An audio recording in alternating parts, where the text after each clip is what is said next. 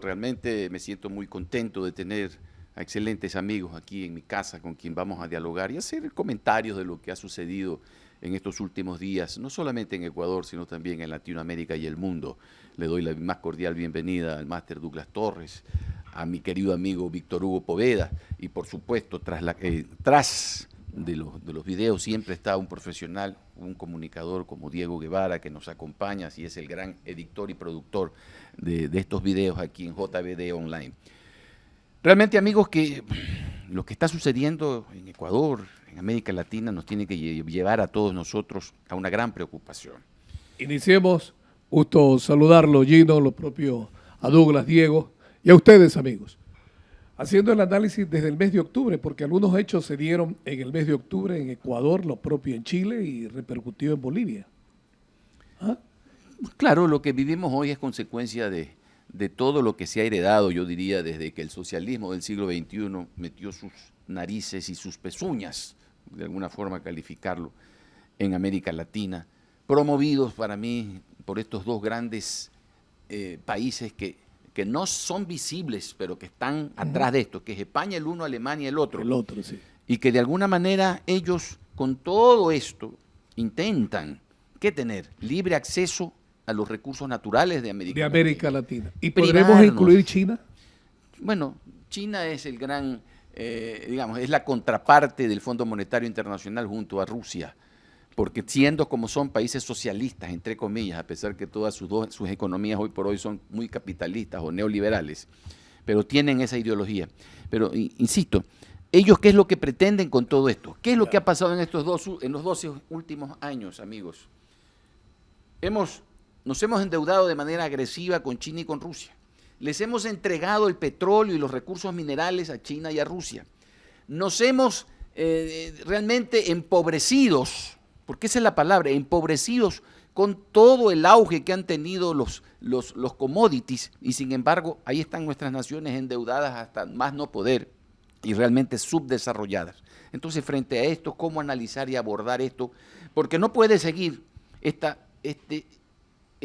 situación, este camino para mí terrible que está atravesando América Latina y Ecuador. ¿Qué hacer frente a todo esto? Es la pregunta que hoy por hoy la planteamos entonces. Buenos días, mi estimado doctor. Un gusto estar otra vez en estas tertulias académicas, técnicas, políticas. Y también a usted, licenciado Víctor Hugo. También un saludo al Benjamín de la comunicación, ¿no? Al Nobel de la comunicación, de los videos. Muy bien, editor. Y bueno, ¿por qué no hacerlo y dirigirnos a todo lo que es la comunidad de las redes? El señor doctor muy sesudamente enfoca un problema de América Latina. Sí, pero ¿por qué en partes, mi estimado doctor? ¿Por qué tenemos que buscar apéndices en lo económico, en lo social, en el sistema financiero, en lo monetario, etcétera, etcétera? Yo creo que América Latina está pasando de una parcelación de falsos líderes, ¿no?, que han gobernado estos países. Por ejemplo, tenemos a Evo, tenemos a Correa, tenemos a Chávez y otros más. Nicaragua también está Ortega. Se han permanecido por tantos años y no hay una solución para el desarrollo social y económico. Mientras hay otros gobiernos que en este momento apenas van a cumplir 4 años, como el de Macri, por ejemplo, que ya va a haber una transición. Pero ¿por qué ese revés en Argentina, Douglas? Entonces, a propósito de lo que usted acaba de expresar. Hay que hacer un análisis social. Vuelve a la parte ejecutiva la señora Cristina de Kirchner. No es la ejecutiva. Él es la vicepresidenta de la República. Sí, pero el ejecutivo es otro, ¿no? Otro Hernández. Sí. Aquí, Alberto Fernández, sí. Pero es importante, aquí en Ecuador, para aterrizar en mi modesto criterio, ¿se recuerdan ustedes que está inscrita la política económica en el país? Es inscrita expresamente. Los problemas es que no la cumplen. la soberanía económica está secuestrada. ¿Dónde está secuestrada? Está en los articulados de nuestra Constitución. Por eso es que, por más economista que sea cualquier individuo que quiera manejar el país, tiene que adecuar toda estrategia táctica, política que sea a esta normativa que está aquí en el Ecuador, que es en la Constitución. Y no olvidarse, ¿dónde está el problema que decía en el artículo 283? Dice, ¿dónde está el equilibrio de sociedad, Estado y mercado? Por primera exposición nuestra, ¿no? ¿Dónde está? A ver, yo creo que para un poco ir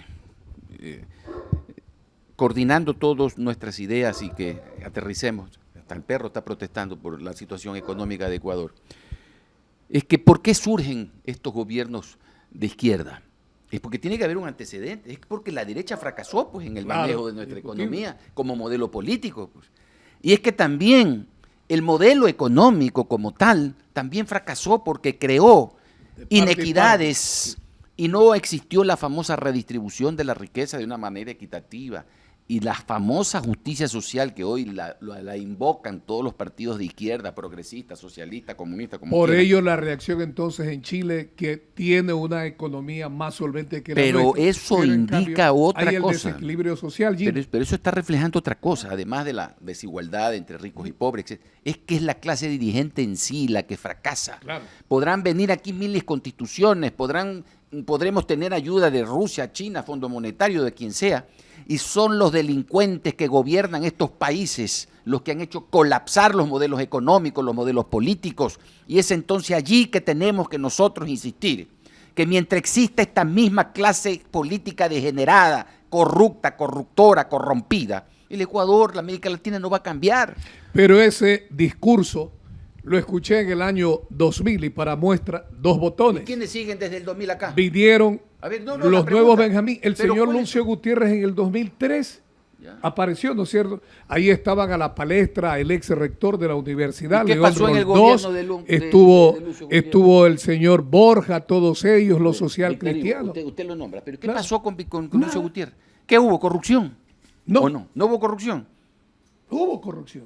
Ese es el Por problema. eso digo, entonces son los nuevos líderes que usted dice.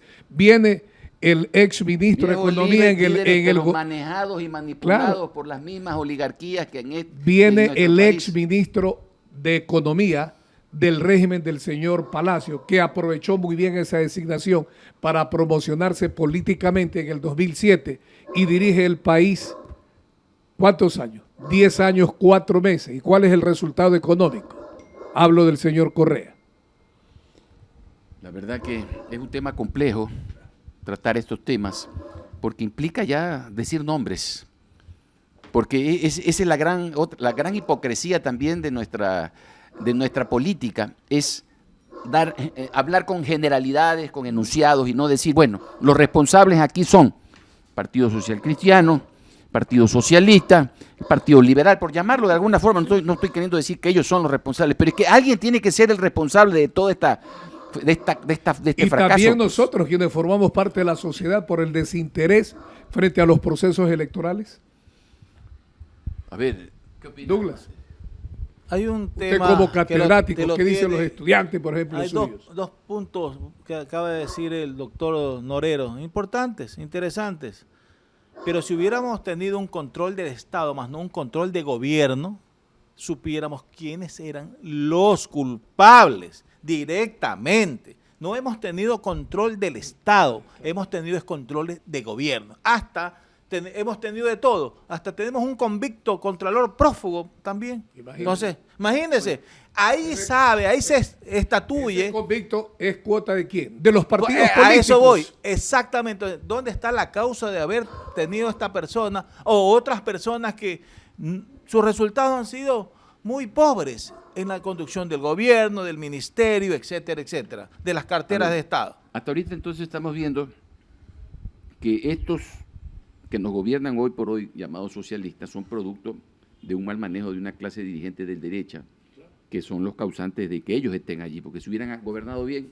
Pero aquí entonces también decimos que la clase dirigente está en decadencia, corrompida, etcétera, pero nos estamos olvidando que dentro de esa clase dirigente, ¿qué es ¿Cuál es la institución que de alguna manera garantiza la libertad, la justicia? Es la función judicial. Y es la función judicial la que ha permitido, con su no hacer y dejar pasar, que los delincuentes que han atracado los fondos públicos estén libres, pues, y sean candidatos permanentes. Y es que esa es la gran desgracia de nuestra región, que los ladrones de cuello blanco, aquellos que son hoy millonarios, producto del saqueo de los fondos públicos, no hayan recibido jamás una sentencia y tengan la total impunidad y patente de corso para erigirse como los padres de la patria. Esa es la desgracia de nuestra región. ¿Cuántos presos por el caso Odebrecht hay en Latinoamérica? Ejemplo Perú, ¿y cuántos en Ecuador? Imagínense tantas cosas que pasa en América Latina. América Latina también, como ha sido el granero de América. El granero de América también ha sido un productor de delincuentes, claro, bastantes delincuentes. Entonces hay que decirlo sin cinismo, ¿sí? Hay que decirlo frontalmente. Claro. ¿Y por qué lo decimos ahora? Porque ya viene una campaña electoral, pues. Y van a ver ustedes, amigos de JBD, que los mismos que han estado en todos los últimos 12 años, ¿qué últimos 30 años? Los últimos 30 años. Unos más jóvenes, otros, pero de las mismas tendencias. Van a ser los que tendrán los recursos, que van a financiar. Eso, no ve que no van a hacer las reformas al Código de la Democracia para evitar que el lavado, que el narcotráfico, que los contratistas financien por esta gente. Y ellos son los únicos que van a ganar porque tienen el dinero. Entonces estas son las farsas de esta falsa democracia que hay que irlas desnudando para que ustedes entiendan que aquellos que más gastan en campañas electorales son los que más corrompidos son y son los que de alguna manera el statu quo, el establishment, intentan nuevamente posicionarlos para seguir en el lleve, en el atraco, en el asalto. Pues. Hey, algo que usted me hace recordar. Usted dijo algo de mis alumnos. Extraño mucho la cátedra y siempre lo diré. Hijo de maestro también, como por la sangre no sale horchata, pues sí, sangre de maestro. Pues, no pasa horchata sino sangre de maestro. ¿Qué es lo que está sucediendo? La corrupción. Todo el mundo habla de corrupción, pero, oiga, ¿qué es la corrupción? Nadie lo define. No está en el Código Orgánico Integral Penal. No está. Pero corrupción, los que nosotros estamos en la academia, el señor doctor Norero, el que les habla, sí hemos investigado. La corrupción es, elemento número 1, impunidad. Cuando hablamos de impunidad se llama, en cristiano, crimen sin castigo. 2. Rendición de cuentas. ¿Cómo ha disminuido la rendición de cuentas cuando todos los políticos, los gobiernos seccionales, los gobiernos provinciales, solamente hacen una rendición de cuentas ante sus agnados y cognados? Pero eso no es rendición de cuentas. Pero eso que usted señala son las consecuencias que nos lleva. Pero ¿qué es la corrupción? Es la conducta humana alejada de todo principio ético y que está en contra de la ley. Sí. Eso se llama corrupción. Claro. Pero ¿cuáles son esos elementos? Hasta aquí he nombrado 2. Repito, impunidad, rendición de cuentas. ¿Dónde está el tercero? Participación ciudadana. Cada día hay menos participación ciudadana para denunciar. Por eso veremos en las estadísticas que dice, oiga, ha disminuido la delincuencia. No, tiene miedo las víctimas de los delincuentes en ir a denunciar. Eso es. El otro, ¿cuál es el otro? El exceso de discrecionalidad, lo que nosotros hemos tenido en el gobierno pasado, hiperpresidencialismo. Ahí están los 4 elementos, no estamos hablando de los conceptos, los elementos que nosotros tenemos que atacar. Qué bien ahora que el país está remozando nuevos jueces. Miren la cantidad de jueces que hemos tenido que no llegan a una evaluación al 80%, por favor, hemos tenido en la Corte Nacional. Bueno, hay un tema que por supuesto que estos nos debería causar, por supuesto, el coraje de ver cómo la corrupción corrompe, no solamente en los niveles de gobierno, estamos viendo corrupción en las escuelas, el tema del microtráfico es una forma de corromper a los jóvenes en su derecho a tener un futuro garantizado por el propio Estado. Son estas cosas las que nos debería motivar el uso del Internet para masificar la conciencia de los que utilizan las redes sociales a que no pueden seguir siendo sometidos. Vamos a volver después de esta pequeña pausa. Luego de este break en que nos hemos tomado un cafecito, hemos comido un sanduchito, realmente hay un tema muy importante que creo que debemos tocar, y es el rol de la fuerza pública en estos días en que América Latina está desangrándose por las confrontaciones de los bandos a favor y en contra de quienes detentan el poder.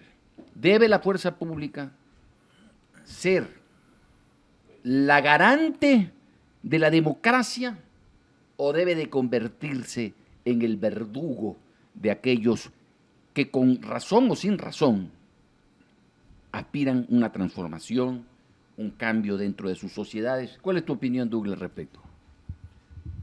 Es un tema muy interesante. Hay que tocarlo de varias aristas. El uno es el objetivo estratégico de un país. ¿Amerita o no amerita, de acuerdo a la geopolítica, sea regional, nacional, la visión y misión de las Fuerzas Armadas y también las fuerzas policiales? Porque la fuerza pública, de acuerdo a nuestra Constitución, estamos la interna, que prácticamente es la integran las Fuerzas Armadas y Policía. Entonces, la visión y misión es importante. Hay que cambiarla, hay que retomarla. Pero, ¿qué dice la geopolítica? En este caso, usted es el especialista, mi doctor, pero en cambio, por el área presupuestaria, yo creo que también hay que analizarlo pero muy específicamente los rubros, para lo cual en el área naval, en el área terrestre, en el área aérea. Cuidado, se requiere más recursos para tecnología. Bueno, pues usted se me está yendo por otro lado. Para tecnología, ¿sí? Y eso de los recursos, no, pero doctor... No, estamos hablando de la fuerza pública. ¿Qué garantizan o no deben garantizar? Pero la fuerza pública... De acuerdo a lo que dice las constituciones de la República, estaba leyendo la Constitución de la República de Bolivia, estaba la de Chile y por supuesto la de Ecuador. Dice, teóricamente, lo que está escrito en la Carta Magna, garantes de la democracia. Del orden interno. Del orden interno y la seguridad, tanto la policía como las Fuerzas Armadas. De allí a que cumplan, por ejemplo, muchos dicen que no fue un golpe de Estado al señor Evo Morales en Bolivia, no es que lo estoy defendiendo, ni cosa por el estilo. Pero el momento que le retiran el apoyo militar, ¿quién lo resguarda? Al mandatario. Si me permite, a ver, tema, vamos a ese tema. Pero mire, a ver. que la Constitución establezca en cualquiera de los países del mundo, no solamente en los de América Latina, que son los garantes de la seguridad interna, del orden, etcétera, etcétera, no nos debe llamar la atención. Lo que nos debe de llamar a la reflexión es por qué en América Latina, hoy por hoy, hay una irrupción de los llamados insurgentes, de los llamados terroristas, de los vandálicos, de los saqueadores. ¿Por qué? Y es que entonces aquí la reflexión es esta. Si esto está sucediendo en nuestra región es porque la fuerza pública no ha cumplido con su rol, porque ha dejado que se filtren a sus naciones gente indeseable, porque los políticos abrieron las fronteras con este cuento de los derechos humanos y países globalizados, gente con pasado criminal, delincuentes, terroristas. La región tiene... No 10 años, tiene 40 años en que ha sido víctima del narcoterrorismo y que por lo tanto la fuerza pública jamás, insisto, jamás debió permitir que los carteles de la droga se empoderen de las instituciones como ha pasado en América Latina y no se diga en Ecuador, en que hoy por hoy que inclusive hemos visto con vergüenza cómo desde los cuarteles se ha utilizado medios militares para transporte de drogas y se ha encontrado droga y se ha allanado, como se allanó la Comandancia General del Ejército por parte de la Fiscalía, etcétera, etcétera. No quiero con esto de ninguna manera deslegitimar ni avergonzar a la institución como tal, pero estos hechos puntuales nos deben de llevar a la reflexión que efectivamente si hay insurgentes, como hoy por hoy el ministro Jarrín lo dice y lo dicen los comandantes generales, es porque lo permitieron, pues ustedes, porque han dejado que esto se vaya acumulando, porque estas famosas almuerzos campestres que se dieron hace 2 o 3 años en que estaba el señor, estos indígenas, qué sé yo, Coyaguazo. Y ustedes no reaccionaron, pues, y no dijeron nada. Oiga, vengan acá, inteligencia debió haber actuado. Inclusive se dice que hubieron miembros activos de Fuerzas Armadas que son los que entrenaban.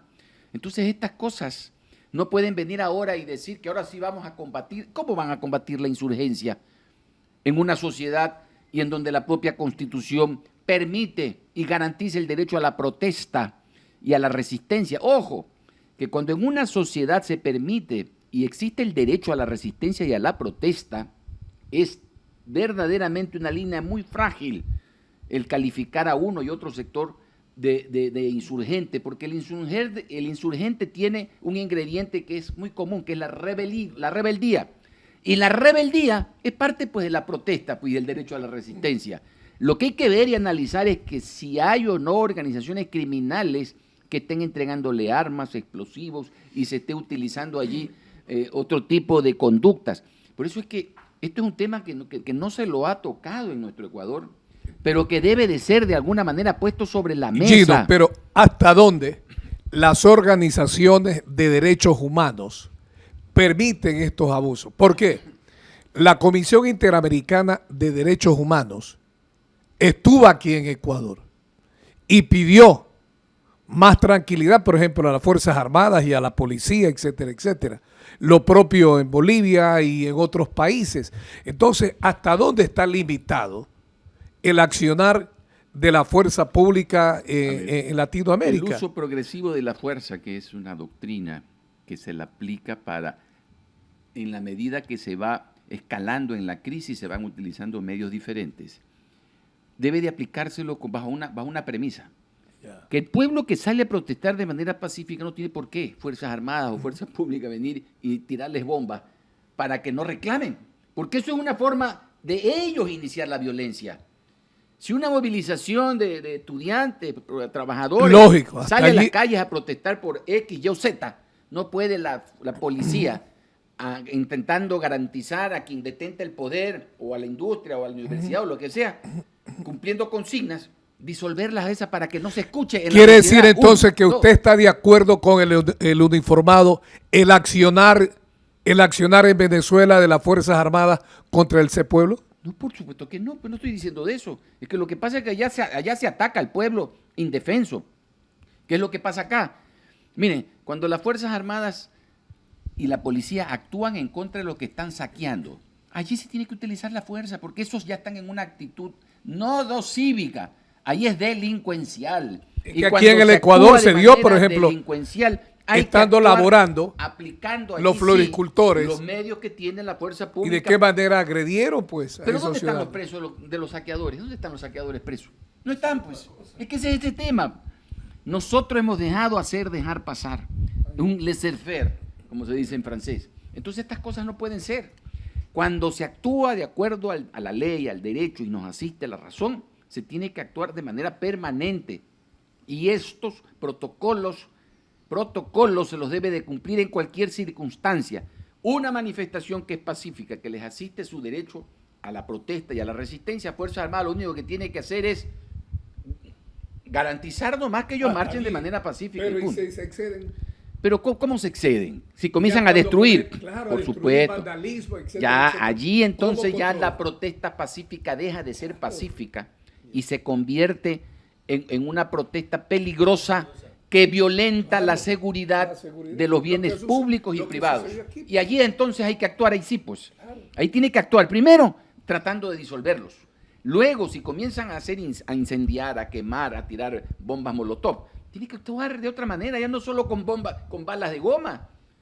El que actúa con el ánimo de causar, por ejemplo, yo he visto en Chile, por ejemplo, que le tiraban bombas molotov a los carabineros. Por favor, pues. Eso es ya una actitud criminal, pues. Ese individuo no es de manera fácil. La reacción entonces el miembro de la Fuerza Armada. Por favor, ese es un asesino, ese es un homicida. En Estados Unidos, alguien que quiere agredir no solamente con un palo a un policía y le disparan y lo matan. Es decir, y supuestamente los Estados Unidos es el garante de la libertad, de los derechos humanos, etcétera, etcétera, y de la democracia. Es decir, aquí la fuerza pública tiene que ser lo suficientemente clara para decir que ciudadano que en el exceso del uso al derecho a la resistencia y a la protesta quiera agredir, amenazar o causarle daño a un policía o a un soldado, este tiene el derecho a disparar y matarlo. Pero así tiene que ser entendido. Y no es que soy, oiga, y no es que soy yo criminal y que soy yo, es que por favor, es que muchos van a decir, es que este es un tirano, este es un déspota. No, señor. En toda sociedad tiene que existir orden. Oiga, doctor, en Montecristi se limitaron el accionar de la fuerza pública, tanto de las Fuerzas Armadas como de la Policía Nacional. Se intentó de alguna manera, por producto de la asesoría de españoles de Podemos, señor Iglesias, sí, se intentó de alguna manera aplicar toda una política, yo diría light o lapsa o lo que sea, producto de la época franquista. Entonces allá, como tuvieron ese trauma de Franco, acá se quiso aplicar. Aquí hemos tenido dictablandas.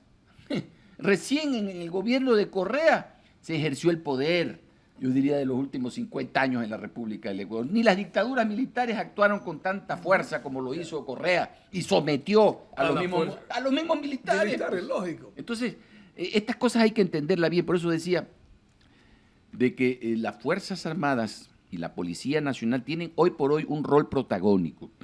Pero no se pueden exceder de lo que dice la Constitución de la República, pues, don Gino. Mire, la declaración, por ejemplo, del jefe del Comando Conjunto de Fuerzas Armadas de Bolivia, en que le quitaban, le exigían la renuncia. La renuncia. Eso es inaceptable. Claro, pues. En un régimen democrático es inaceptable. Porque inclusive lo pudieran hacer, pero no saliera a la luz pública. Y lo hicieron público. Eso, señor, por ejemplo. Entonces dejaron desprotegido pues, al señor Morales. Ese señor. Claro. Y además que ahí Evo Morales pecó de ingenuo. Porque si sale una cúpula militar a decirle que le piden la renuncia, yo inmediatamente los destituyo y nombro una nueva. Porque de acuerdo a la Constitución, eso es Pero es que en cambio el pueblo estaba enardecido también y él evitó derramamiento de sangre. Hoy por hoy, el que está a favor de Evo Morales está alzado y ya van 8 muertos. Sí. Ayer solamente se produjeron 8 muertos en Cochabamba. Ahora, vuelvo al Ecuador. Su amigo, el actual ministro de Defensa, ha enviado un proyecto, unas reformas para darle mayor apertura al sector militar. ¿Lo ha leído? ¿Lo entiende usted? El señor Osvaldo Jarrín no es mi amigo. Bueno, ya.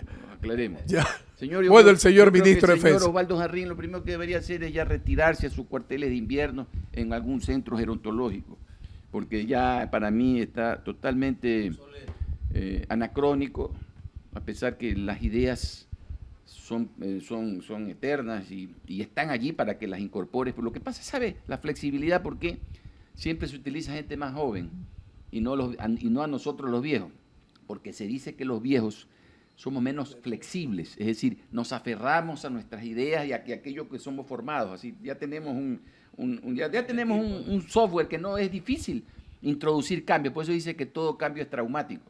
Y en los militares peor, porque ellos se creen dueños de la verdad. Y cuando dicen, como son más antiguos, yo soy general más antiguo que tú, tienes que obedecerme. Y ahí está el problema. Fíjese lo que pasó en la época de León Febres Cordero, el conflicto entre Lucho Piñeiro y Fran Vargas Paso. Entonces, Lucho Piñeiro, ministro de Defensa, y Fran Vargas era jefe del Comando Conjunto. Entonces, Piñeiro exigía que Fran Vargas le dé parte. Y por supuesto, en asuntos administrativos, el líder, la máxima autoridad es el ministro de Defensa, pero en temas operativos es el jefe del Comando Conjunto. Pero bueno, eso no es el tema. Solo volvamos al tema. Hoy por hoy, las Fuerzas Armadas no pueden convertirse ni en árbitros, garantes o para exigir renuncias de nadie. Pero también ahí viene otro problema. A ver, ¿cuál es? El problema es que las instituciones civiles son débiles, pues. ¿Quién es el ente o la función competente para, en un caso de caos político o de convulsión interna, debe analizar? Es la Asamblea. ¿Qué hizo la Asamblea en el tema de octubre? Se escondió, pues. Salió corriendo. Porque decían que querían para pedir la destitución del presidente de la República. Ella con las experiencias que se ha vivido anteriormente aquí en el Ecuador. Pero en cambio había la garantía de que no participaba el dueño de la camioneta, pues, que era el Partido Social Cristiano, en que ha estado en algunos golpes blandos. ¿Por qué? Es que si también tiene legisladores, pues. Sí, pero ellos de ninguna manera hubieran querido, y estoy seguro, que en esta ocasión al menos haya un anticipo porque ¿y por qué? Porque no es tan seguro, pues, de que el Consejo Nacional Electoral les garantice un triunfo fraudulento, pues. Usted ya se va. Pero es que ese es el otro gran problema que hoy por hoy estamos atravesando. La ¿Por qué cuarta función del democracia Estado. en estos últimos 15 años en América Latina se ha debilitado?